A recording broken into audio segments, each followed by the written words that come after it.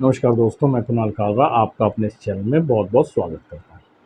आज का हमारा क्वेश्चन है, which planet is responsible for negative thoughts.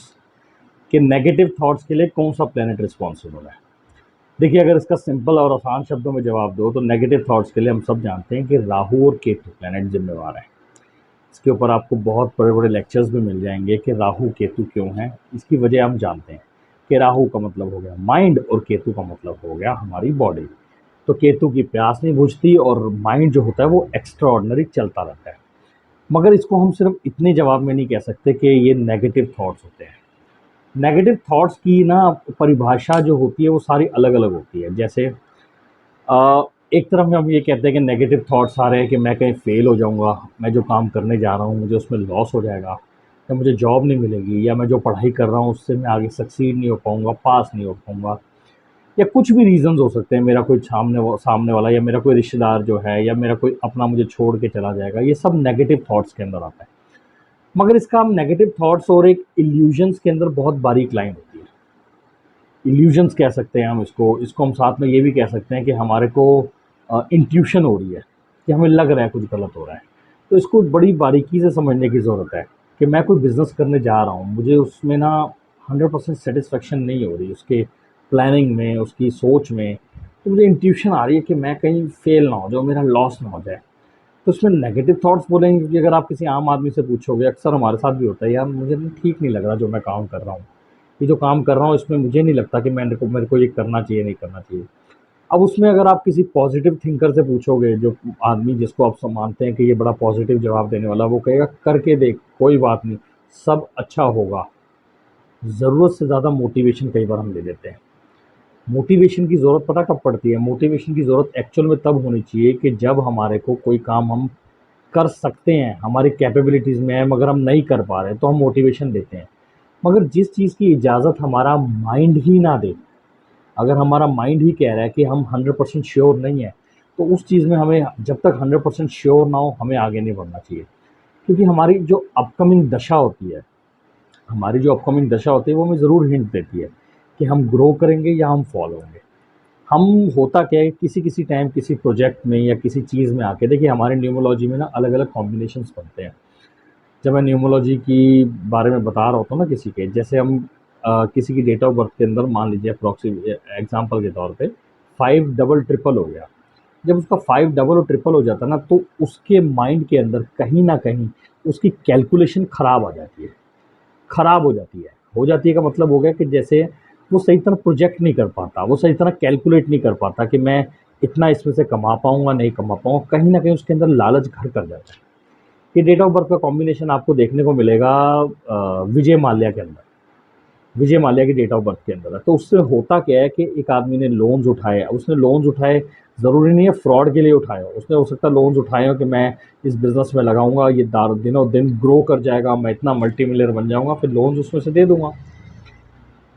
मगर वो लोन्स इतने बढ़ते गए, उसकी कैलकुलेशन खराब होती गई और एक अप्रॉक्सिमेटली आके कि वो एट द एंड ये हुआ कि वो कैलकुलेट सही तरह नहीं कर पाया और वो सारा बर्डन लेके, जो उसका लोन नहीं चुकाए गए, वो सारे एसेट्स छोड़ के भाग गया। तो यहाँ उसके माइंड को वो सोचने ही नहीं दिया न्यूमोलॉजी ने।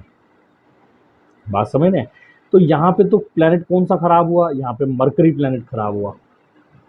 हम कह सकते हैं कि नेगेटिव थॉट्स के लिए क्लियरली है राहु और केतु, क्योंकि राहु होता क्या है कि राहु प्लानिंग बनाता है, उसने कुछ करना होता है, प्लान करता है वो, मगर वो करता नहीं है क्योंकि उसके पास धड़ नहीं है, कर नहीं पाता वो। उसने प्लानिंग बनानी है, रोज़ उसने बड़ी अच्छी-अच्छी प्लानिंग बनानी है, मैंने ऐसे करके ऐसे मल्टीप्लाई करना है और मेरा बिज़नेस या मेरा कोई भी काम ऐसे हो जाएगा। मगर जब तक उसको केतु का सपोर्ट नहीं मिलता है, वो नहीं चाह पाता। तो वो अकेला पड़ जाता है, इसलिए उसकी 90% प्लानिंग जो होती है, उसका फ़ायदा दूसरे उठा जाते हैं उसके अलावा। इधर केतु के साथ क्या होता है, वो बेचारा भटकता रहता है, उसको पता नहीं है करना क्या है, मगर उसने कुछ ना कुछ करना है। उसने करते रहना है, रिपीटेडली करता रहता है, इधर टक्कर मारेगा, उधर भटकेगा, बिना सर के भटकता रहता है। तो उसको भी मंजिल मिल जाती है।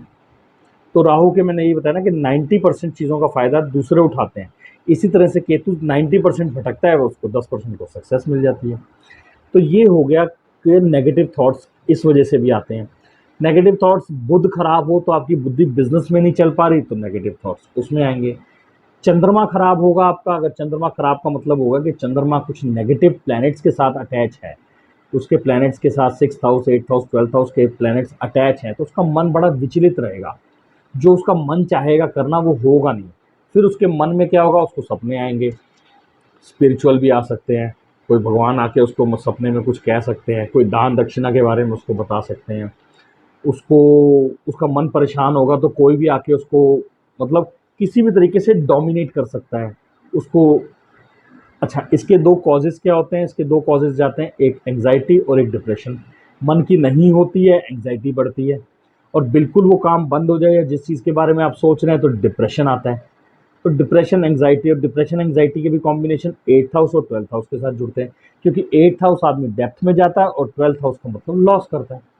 तो लॉस कहीं ना कहीं जुड़ा हुआ है। अब मैं आपको इसमें बताता हूँ कि कॉम्बिनेशंस किस वजह से होता है जो ये डिप्रेशन देता है। एक राहु और केतु, हमने बताया कि राहु और केतु है। एक राहु और केतु का अगर कनेक्शन फर्स्ट हाउस के साथ होता है, मेनली राहु जो नेगेटिव थॉट्स देता है वो मेनली राहु देता है। जो को कैसे देता है, वो फर्स्ट हाउस का कनेक्शन राहु के साथ जुड़ जाए तो। जैसे मान लीजिए राहु 8th हाउस में बैठा हुआ है, मगर वो जिस राशि में बैठा हुआ है वो राशि जो है वो फर्स्ट हाउस की लॉर्ड हो, तो राहु भी जिस राशि में बैठता है उस राशि के रिजल्ट्स देता है, जिस हाउस में बैठता है उस हाउस के रिजल्ट्स देता है। तो कहीं ना कहीं से वो 8th हाउस के साथ फर्स्ट हाउस कनेक्ट हो गया। फर्स्ट हाउस मतलब हमारा हो गया माइंड। अब माइंड का कनेक्शन 8th हाउस के साथ होने के साथ ही और राहु की दशा के अंदर, तो कन्फ्यूजन्स, इमेजिनरी चीज़ें और बढ़ती हैं। राहु एक इमेजिनेशन है, उसको लगता है किसी का एक्सीडेंट होता हुआ देखेगा, ओहो मेरा तो नहीं हो गया कहीं। किसी को अमीर होते देखेगा, कहीं मेरे साथ ऐसा ना हो, थोड़ा प्रिकॉशन लेगा, थोड़ा डर। इमेजिनेशंस है ना उसके पास, होना कुछ नहीं है गलत, जो होना है वो कुंडली में लिखा हुआ है कि ये तभी होना है, मगर इमेजिनेशंस को रोक नहीं सकते।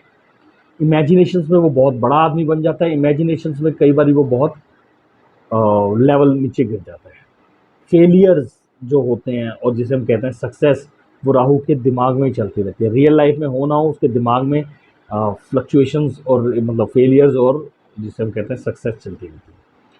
तो ये था कॉम्बिनेशन जिसमें हम कहते हैं कि राहु और केतु रिस्पॉन्सिबल होते हैं नेगेटिव थॉट्स के लिए, मेनली राहु होता है।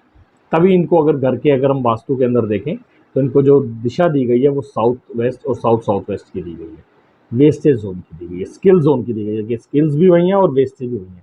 क्योंकि स्किल्स का मतलब यही है कि आप 10 चीज़ों का इनोवेशन करते हैं तो उसके अंदर से 7 या 8 चीज़ें वेस्ट जाती हैं। ये थी कुछ इन्फॉर्मेशन जो मैंने आप लोगों के साथ शेयर किया। आशा करता हूँ मेरी दी गई जानकारी ठीक लगी होगी। जल्दी मिलता हूँ नई वीडियो के साथ, तब तक के लिए नमस्कार।